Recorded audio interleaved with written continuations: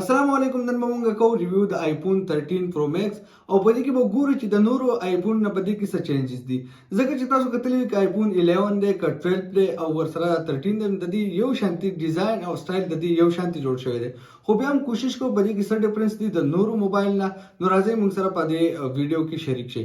خو د ټول ناول خو تاسو ته په دې کې ډیفرنس اولنې دا ده چې نوري موبایل هم واټر پروف دي، خو هغه تاسو زیات اوبو کې یا د 6-7 منټ نه چې نو زیات تاسو اوبو کې نشي خوده، او دا چې د 20 منټ پورې تاسو په جوور اوبو کې دا تاسو خوده شي او دا واټر پروف دي، دا اوبه نه اخلي.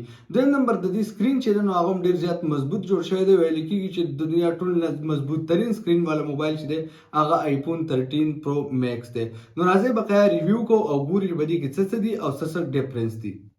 نو ټول لاول تاسو کتلی شي دا ډبه ده، دا تاسو کتلی شي په دغه ډیزاین کې جوړه ده، صحیح ده. ښه دویم نمبر دا چې تاسو کولاو کوي، صحیح ده.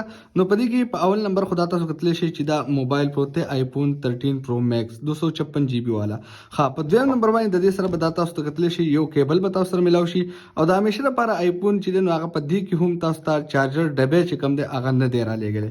او دویم نمبر په دې کې به تاسو ته دا نارمل سیزونه چې کوم په نورو کې هم یا به ملاو شي، دا تاسو کتلی شي دا سیز دی یا هغه لوګو ده، دا د کتلی شي لوګو ده یا بقایا سیزونه دي، صحیح ده. ښه اوس راځو آیفون ته او په آیفون کولاو چې دې کې دا څنګه دی. نو اول خو تاسو ته وایم چې دې کې چینجز څه دي، تاسو ته ښیم چې دا ته اول لري کومه، صحیح ده. اول نمبر خو که تاسو د دې کیمرې وګورئ، د دې کیمرې په نسبت د آیفون 12 یا 11 چې ډېر زیاتې غټې جوړې شوي دي، او دغه شان د دې دا کوم سنسر چې دی نو هغه هم ډېر زیات غټ جوړ شوی دی، صحیح ده. ښه دویم نمبر په دې کې تاسو کتلی شي چې د دې سکرین دغه تاسو کتلی شي د دې دا کوم د سپیکر چې کوم دی هغه هم چینج دی او نو چې بدل جوړ شوی دی، صحیح ده. ښه اوس کولاو د دې سره چې کولاو شي او نور تاسو ته هر څه ښیم. ښه د دې سیټینګز زر کوم بیا بقایا ویډیو روانو. ټول سیټینګز ما وکړه، ما کولاو کړو، نور په دې کې داسې خاص څه نشته، ټول اق آیفون دی کوم چې 12 او 11 دي.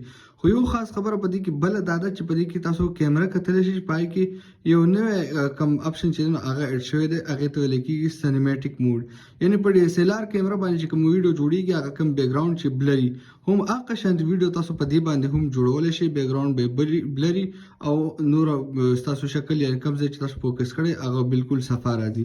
نو دغه اپشن په دې کې زیات شوی دی، صحیح ده. نو دا ویډیو کې خو خوښي ویډیو لایک کړئ، چینل سبسکرایب کول مه هېروئ، ویډیو د خپل ملګرو سره شیر کړئ.